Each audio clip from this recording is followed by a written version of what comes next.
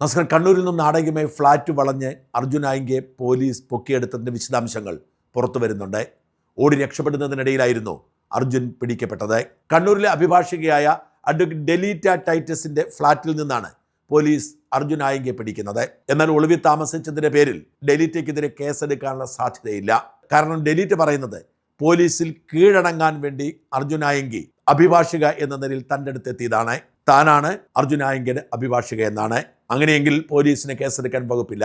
അഭിഭാഷകയെ കാണാൻ ഏതൊരു പൗരനും അവകാശമുണ്ട്. കീഴടങ്ങുക എന്ന ലക്ഷ്യത്തിൽ അഭിഭാഷകയുടെ അടുത്തെത്തിയപ്പോൾ വേണമെങ്കിൽ പോലീസിന് പിടിക്കാം. അതിന് പേരിൽ കേസെടുത്താൽ കോടതി മൊത്തം കേസിന്റെ മെറിറ്റിനെ സംശയിക്കും. അതുകൊണ്ട് ഡെലീറ്റയുടെ പേരിൽ കേസുണ്ടാവാനുള്ള സാധ്യതയില്ല. അതേസമയം അർജുൻ ആയിങ്കയെ ഒളിവിൽ പോകാൻ സഹായിച്ചവർക്കെതിരെയും അർജുൻ്റെ പേരിൽ പോസ്റ്റിട്ട സഹോദരനെതിരെയും ഒക്കെ കേസുണ്ടാവുമെന്ന് തീർച്ചയാണ്. എന്നാൽ അർജുൻ ആയിങ്കയുമായി ബന്ധപ്പെട്ട് കേൾക്കുന്ന ഈ ഹീറോ കഥകളിൽ പലതും വ്യാജമാണ് എന്ന റിപ്പോർട്ടുകളും പുറത്തു വരുന്നുണ്ട്. അർജുനെ പിടികൂടാൻ ചെന്ന ഒരു പോലീസുകാരൻ എന്നോട് പറഞ്ഞത് പേടിച്ചു തൂറിയെന്നാണ്. അദ്ദേഹം പറയുന്നു, ഈ ധൈര്യമൊക്കെ സോഷ്യൽ മീഡിയയിൽ മാത്രമേ ഉള്ളൂ. കണ്ട ഉടൻ തന്നെ വെരികിനെ പോലെ നെട്ടോട്ടമോടുകയായിരുന്നു. കരഞ്ഞു നിലവിളിച്ചൊന്നുമില്ല, എങ്കിൽ പോലും പേടിച്ചു പോയി. പോലീസ് വാഹനത്തിൽ കയറിയിട്ടും മലമൂത്ര വിസർജനം നടത്തിയെന്നാണ് ഒരു പോലീസുകാരൻ എന്നോട് പറഞ്ഞത്. എന്ന് വെച്ചാൽ ഇൻസ്റ്റാ വീര്യത്തിനപ്പുറത്തേക്കുള്ള ധൈര്യം അർജുൻ ആയിങ്കയ്ക്ക് ഇല്ലായിരുന്നു എന്നാണ് എന്നോട് പോലീസുകാരൻ പറഞ്ഞത്. ഇത് ശരിയാവാൻ തന്നെയാണ് സാധ്യതയെന്നാണ് എൻ്റെ വിശ്വാസം. പലപ്പോഴും ധൈര്യമില്ലാത്തവരാണ് സോഷ്യൽ മീഡിയയിലൂടെ സൂപ്പർ ഹീറോ ചമഞ്ഞ് രംഗത്തിറങ്ങുന്നത്. അവർക്ക് യാഥാർത്ഥ്യങ്ങളുമായി വലിയ പിടിയൊന്നുമില്ല. അവർ സോഷ്യൽ മീഡിയയിൽ ഇങ്ങനെ ഹീറോ ചമയുമ്പോൾ വലിയ പിന്തുണ കിട്ടുന്നു. പലരും സൂപ്പർ സൂപ്പർ, വല്ലാത്ത ചങ്കൂറ്റം, വല്ലാത്ത ധൈര്യം എന്നൊക്കെ പറയുമ്പോൾ ആവേശം കയറി വായിൽ തോന്നുന്നതൊക്കെ പറയും. അവർക്ക് നിയമത്തെക്കുറിച്ച് ധാരണയില്ല, ഈ വിഷയത്തിൻ്റെ ഗൗരവം അറിയില്ല. അവർ സോഷ്യൽ മീഡിയയിലെ ആരാധകരുടെ ആവേശത്തിൽ പെട്ടുപോകുന്നതാണ്. എന്നാൽ ആപത്ത് വരുമ്പോൾ ഈ ആരാധകരൊന്നും തിരിഞ്ഞു നോക്കില്ലെന്നും അവരൊക്കെ തന്നെ സൈബർ ഇടത്തിൽ തെറിവിളിക്കുമെന്നും ഇവരിൽ പലരും തിരിച്ചറിയുന്നില്ല. ഇത്തരം അനുഭവങ്ങളുള്ള ഒരുപാട് പേരെ എനിക്ക് നേരിട്ടറിയാം. ഈ അടുത്ത കാലത്ത് അടൂരിലെ കോൺഗ്രസ് നേതാവ് ശ്രീനാദേവി കുഞ്ഞമ്മയുടെ പരാതിയിൽ അറസ്റ്റിലായ യൂട്യൂബർ രാജൻ ജോസഫിൻ്റെ കാര്യം നോക്കുക. രാജൻ ജോസഫ് അടിസ്ഥാനപരമായി ഒരു മാധ്യമപ്രവർത്തകനെയല്ല. അദ്ദേഹം പഴയൊരു SFIക്കാരനായിരുന്നു. അതിനുശേഷം ഗൾഫിൽ ജോലി ചെയ്തു. തിരിച്ചു വന്ന അദ്ദേഹത്തിന് നന്നായിട്ട് സംസാരിക്കാൻ അറിയാവുന്നതുകൊണ്ട് ചില യൂട്യൂബ് ചാനലുകളിൽ വീഡിയോകൾ ചെയ്തു. നല്ല ശബ്ദമായതുകൊണ്ടും നല്ല വിഷ്വൽ ക്ലാരിറ്റി ഉള്ളതുകൊണ്ടും ചില കാര്യങ്ങളൊക്കെ പുതുമയോടെ പറയുന്നത് കൊണ്ടും രാജൻ ശ്രദ്ധിക്കപ്പെട്ടു. അതോടുകൂടി രാജന് സോഷ്യൽ മീഡിയയിൽ കുറേയധികം ആരാധക വൃന്ദമുണ്ടായി. എന്നാൽ ഈ ആരാധക വൃന്ദത്തിൻ്റെ ആവേശം താൽക്കാലികമാണെന്നും നിയമം പാലിച്ചില്ലെങ്കിൽ കുഴപ്പത്തിൽ ചാടിക്കുമെന്നും എന്നെപ്പോലുള്ളവർ പലതവണ മുന്നറിയിപ്പ് കൊടുത്തിട്ടും ഗവനിച്ചില്ല. രാഹുൽ മാങ്കൂട്ടത്തെ വേട്ടയാടാനുള്ള കൊട്ടേഷൻ CPMകാർ രാജൻ ജോസഫിന് കൊടുത്തപ്പോൾ ഒരു പ്രതിഫലവും കൈപ്പറ്റാതെയാണെന്ന് ഓർക്കണം. രാജൻ ജോസഫ് താനൊരു വലിയ സംഭവമാണെന്ന് കരുതുകയും അതിര് കവിഞ്ഞ് ആവേശം കൊള്ളുകയും ചെയ്തു. ഈ സമയത്ത് CPM നേതാക്കളും പോലീസിലുമൊക്കെ രാജന് നല്ല സ്വാധീനമുണ്ടായിരുന്നു. അതുകൊണ്ട് തന്നെ രാജൻ അത്യാവേശത്തോടുകൂടി അങ്ങേയറ്റം വരെ പോയി വായിൽ തോന്നുന്നതെല്ലാം വിളിച്ചു പറഞ്ഞു. ഭരണം മാറുമെന്ന് രാജൻ ഓർത്തതേയില്ല. ഭരണം മാറി. അന്ന് രാജൻ അപമാനിച്ച രാഹുൽ മാങ്കൂട്ടത്തിലും ശ്രീനാദേവി കുഞ്ഞമ്മയും ഒക്കെ രംഗത്തെത്തി.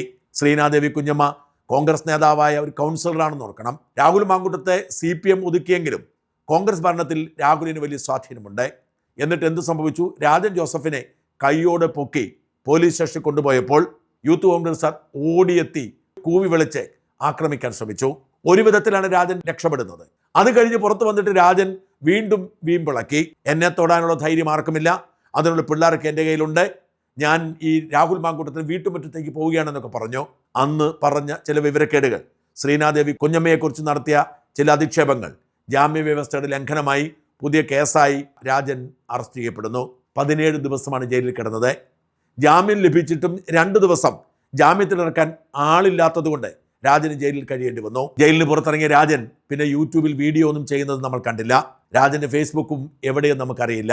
രാജന് വേണ്ടി ആരും നിലവിളിക്കുന്നില്ല. രാജൻ ജയിലിൽ പുറത്തിറങ്ങിയതുപോലും ആരും വാർത്തയാക്കുന്നില്ല. CPMകാരും രാജനെ കൈവിട്ടു. ഇതാണ് സോഷ്യൽ മീഡിയയിലെ ധീരന്മാരുടെ അവസ്ഥ. അവർ സോഷ്യൽ മീഡിയയിൽ ജൈവിളികൾ കണ്ട് സ്വയം ഹീറോയാണ് എന്ന് ധരിച്ച് തോന്നിയതുപോലെ ചെയ്യുന്നു. ഞങ്ങളുടെയൊക്കെ ചെറുപ്പകാലത്ത് ഒരാളുടെ ശത്രുത തോന്നിയാൽ ഞങ്ങളുടെയൊക്കെ മുമ്പിൽ 2 വഴികളുണ്ടായിരുന്നുള്ളൂ. ഒന്ന്, ഏതെങ്കിലുമൊക്കെ മൂത്രപ്പുരയിൽ പോയി എന്തെങ്കിലും എഴുതി വയ്ക്കുക, അല്ലെങ്കിൽ ഊമക്കത്തയച്ച് ഭീഷണിപ്പെടുത്തുക. ഇതിനപ്പുറത്തേക്ക് ഒന്നും ചെയ്യാൻ കഴിയുമായിരുന്നില്ല. എന്നാൽ ഇന്ന് അങ്ങനെയല്ല. ആർക്കും എവിടെയെങ്കിലുമൊക്കെ ഒളിച്ചിരുന്നു കൊണ്ട് ആർക്കെതിരെയും എന്തും വിളിച്ചു പറയാം. വെറും ഭീരുക്കൾ സ്വന്തം ഐഡന്റിറ്റി മറച്ചു വെച്ചുകൊണ്ട് പച്ചത്തെറി വിളിക്കും. CPMകാരാണ് അതിന് തുടക്കമിട്ടത്. മറ്റെല്ലാ രാഷ്ട്രീയക്കാരും ഏറ്റെടുത്തു. ജൂബിലിയിലെ നേഴ്സിംഗ് സമരത്തിന് സമയത്താണ് നവവൈദികർക്ക് പോലും ഇത്തരം ഡ്യൂട്ടി ചിലർ കൊടുത്തിട്ട് അവർ വ്യാജ പേരിൽ പച്ചത്തെറി വിളിക്കാൻ വേണ്ടി സഭാസ്ഥാനം തെരഞ്ഞെടുത്തു എന്ന് ഞെട്ടിക്കുന്ന വിവരം അറിയുന്നത്. അങ്ങനെ ആർക്കും ആരെയും പച്ചയ്ക്ക് തെറി വിളിക്കാനുള്ള അവസ്ഥയായി സോഷ്യൽ മീഡിയ മാറുന്നു. ഈ തെറി വിളിക്കുന്നവരൊക്കെ ആരെയാണോ തെറി വിളിക്കുന്നത് അവരെ നേരിട്ട് കാണുമ്പോൾ കൈകൂപ്പി നിൽക്കത്തുള്ളൂ, അത്രയും ധൈര്യമേ ഉള്ളൂ. അല്പമെങ്കിലും ധൈര്യമുള്ളവരാണ് അർജുൻ ആയിങ്കയെയും രാജൻ ജോസഫിനെയും പോലെ സ്വന്തം ഐഡന്റിറ്റി വെളിപ്പെടുത്തിക്കൊണ്ട് തന്നെ ഇങ്ങനെ സോഷ്യൽ മീഡിയ ആക്രമണം നടത്തുന്നത്. പക്ഷെ അവരും അവരുടെ പ്രവർത്തികൾ ഒരു പ്രതിസന്ധി ഘട്ടത്തിലെത്തുമ്പോൾ സോഷ്യൽ മീഡിയയിൽ കാണിച്ച ധൈര്യമൊക്കെ ചോർന്നവരായി മാറുന്നു. അതുതന്നെയാണ് ആയങ്കിക്കും സംഭവിച്ചത്. എല്ലാ ദിവസവും സോഷ്യൽ മീഡിയയിൽ പോസ്റ്റ് ഇട്ടുകൊണ്ട് സകലരെയും വെല്ലുവിളിച്ചിരുന്ന ആയങ്കി, പോലീസിനോട് പറ്റുമെങ്കിൽ പിടിക്കുക എന്ന് പറഞ്ഞ് വെല്ലുവിളിച്ചുകൊണ്ടിരുന്ന ആയങ്കി പോലീസിനെ കണ്ട് വിരണ്ടുപോയി എന്ന് കേട്ടാൽ അതിശയിക്കേണ്ടി വരില്ലേ? അതാണ് അവരുടെ അവസ്ഥ. പോലീസ് കസ്റ്റഡിയിൽ അല്പമൊക്കെ ധൈര്യം കാണിക്കാൻ ശ്രമിച്ചു. മാധ്യമപ്രവർത്തനം മുമ്പിൽ വെച്ച് പോലീസിനെയും സർക്കാരിനെയും പരിഹസിക്കാൻ ശ്രമിച്ചു. അതൊക്കെ താൽക്കാലികമായ അഭ്യാസങ്ങൾ മാത്രമാണ്. അതിനപ്പുറത്തേക്ക് പിടിച്ചു നിൽക്കാനുള്ള ശേഷിയൊന്നുമില്ല. സോഷ്യൽ മീഡിയയിലെ ആവേശത്തിനൊക്കെ അധികം ആയുസ്സുണ്ടാവില്ല എന്ന് തെളിയിച്ച ഒരുപാട് അനുഭവങ്ങൾ നമ്മുടെ ചുറ്റുമുണ്ട്. നടൻ കൃഷ്ണകുമാറിൻ്റെ ഭാര്യയും മക്കളുമൊക്കെ സോഷ്യൽ മീഡിയയിലെ സൂപ്പർ സ്റ്റാറുകളായിരുന്നു. പക്ഷെ പൊടുന്നനെയാണ് ഒരു വിവാദത്തിൽ പെടുന്നതും അവരുടെ താരമൂല്യം നഷ്ടപ്പെടുന്നതും അവർക്ക് സോഷ്യൽ മീഡിയയിലെ സ്വീകാര്യത നഷ്ടപ്പെടുന്നതും. പേളിമാണിയുടെ അവസ്ഥയും അതുതന്നെയാണ്. അതായത് ഇരുതല മൂർച്ചയുള്ള ഒരു വാളാണ് സോഷ്യൽ മീഡിയ. അത് സൂക്ഷിച്ചുപയോഗിച്ചാൽ സത്യസന്ധമായി ഇടപെട്ടാൽ പിടിച്ചു നിൽക്കാം, അല്ലെങ്കിൽ പണി കിട്ടും. ഈ സോഷ്യൽ മീഡിയ ഹീറോകളുടെയൊക്കെ അവസ്ഥ താൽക്കാലികമാണ്. കോട്ടയത്തുള്ള തോമസ് സക്കറി എന്നു പേരുള്ള ഒരു ലൈഫ് കോച്ചുണ്ട്, ഇംഗ്ലീഷ് അധ്യാപകൻ കൂടിയാണ്. അദ്ദേഹം ഇങ്ങനെ എഴുതി: കേരള പോലീസിനെ പരസ്യമായി വെല്ലുവിളിച്ച ഒരു പ്രതിയെ പിടികൂടാൻ കഴിഞ്ഞത് നിയമവ്യവസ്ഥയുടെ വിജയമാണ്. എന്നാൽ ഈ അറസ്റ്റിനേക്കാൾ ഉപരിയായി നമ്മൾ ഗൗരവത്തോടെ ചർച്ച ചെയ്യേണ്ടത് മറ്റൊരു വശമാണ്. നമ്മൾ പൊതുസമൂഹം, പ്രത്യേകിച്ചും നമ്മുടെ ചെറുപ്പക്കാർ, വിദ്യാർത്ഥികൾ ഈ സംഭവത്തെ എങ്ങനെയാണ് നോക്കിക്കണ്ടത്? ഇതിനോട് ഭരണകൂടം എങ്ങനെയാണ് പ്രതികരിച്ചത്?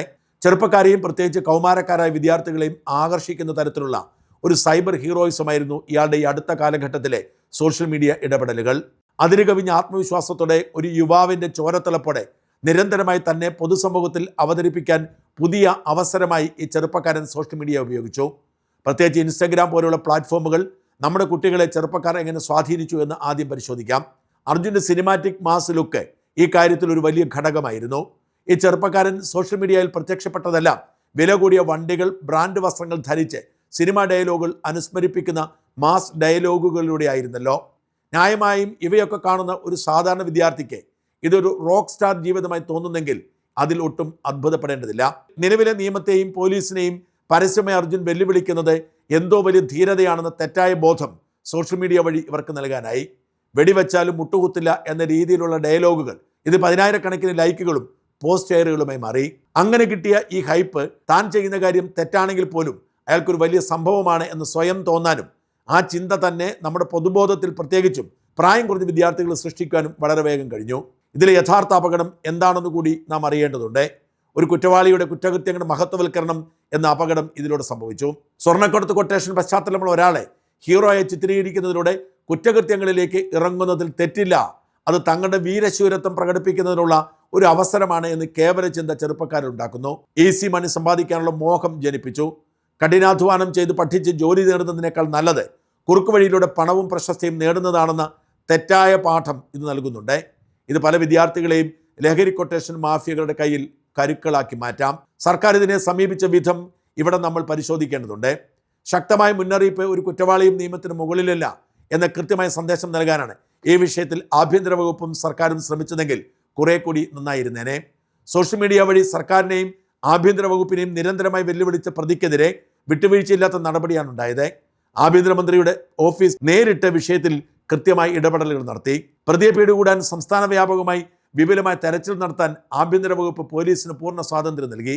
രാഷ്ട്രീയ തണലുകൾ ഇയാൾക്ക് ലഭിക്കാതിരിക്കാൻ കർശന നിർദ്ദേശം ഉണ്ടായിരുന്നു. അതിന്റെ ഫലമായി അർജുൻ വിശ്വസിച്ചിരുന്ന പ്രസ്ഥാനത്തിന് ഒടുവിൽ അയാളെ തള്ളിപ്പറയേണ്ടി വന്നു.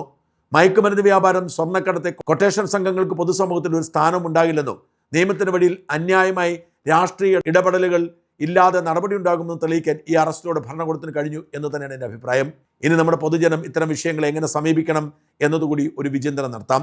ഇനി ഇത്തരം അമിത ഹൈപ്പുകളോടെ ഒരു പൊതുസമൂഹം എന്ന നിലയിൽ നമ്മൾ എങ്ങനെയാണ് പ്രതികരിക്കേണ്ടതെന്ന് ചോദിച്ചാൽ ആദ്യം പറയാനാവുക സോഷ്യൽ മീഡിയയിൽ കാണുന്നതെല്ലാം സത്യമല്ലെന്നും പലതും വെറും ഇമേജ് ബിൽഡിംഗ് മാത്രമാണെന്നും നമ്മൾ തിരിച്ചറിഞ്ഞ് സ്വന്തം മക്കൾക്ക് കൂടി അത് പറഞ്ഞു കൊടുക്കണം എന്നതാണ്. ക്രിമിനലുകളെ അവർ ആരായിരുന്നാലും ഹീറോകളായി അവതരിപ്പിക്കാതിരിക്കാൻ ശ്രദ്ധിക്കുക. ഫേസ്ബുക്കിലും ഇൻസ്റ്റാഗ്രാമിലും ഇത്തരം ആളുകൾക്ക് ലൈക്കും കമൻറ്റും നൽകി വലിയ ആളുകളാക്കുന്നത് നമ്മുടെ തന്നെയല്ലേ? അത് നിർത്തണം. നമ്മുടെ ഒരു ക്ലിക്ക് പോലും അവർക്ക് സമൂഹത്തിൽ അനാവശ്യമായ ഹൈപ്പ് നൽകും. ഇത്തരം വിഷയങ്ങളിൽ മാധ്യമ ഇടപെടലുകളെ നമ്മൾ കുറേ കൂടി പക്വമായും വിമർശനാത്മകമായും കാണേണ്ടതുണ്ട്. വെറും റീച്ചിനും റേറ്റിങ്ങിനും വേണ്ടി മാധ്യമങ്ങൾ തരുന്ന ഇത്തരം സിനിമാറ്റിക് ത്രില്ലർ വാർത്തകളിൽ വീണു പോകാതിരിക്കുക. യഥാർത്ഥ ജനകീയ പ്രശ്നങ്ങൾക്ക് പ്രാധാന്യം നൽകാൻ മാധ്യമങ്ങൾ തയ്യാറാവണം. കുറ്റവാളികൾക്ക് ഹീറോ പരിവേഷം നൽകുന്ന സമൂഹം സ്വന്തം നാളെയാണ് ഇരുട്ടിലാക്കുന്നത്. സൈബർ ലോകത്തെ കപട തിളക്കങ്ങൾ കണ്ട് നമ്മുടെ കുട്ടികൾ വഴിതെറ്റിപ്പോകാതിരിക്കാൻ നമ്മൾ കൂടുതൽ ജാഗ്രത പാലിക്കേണ്ടതുണ്ട്.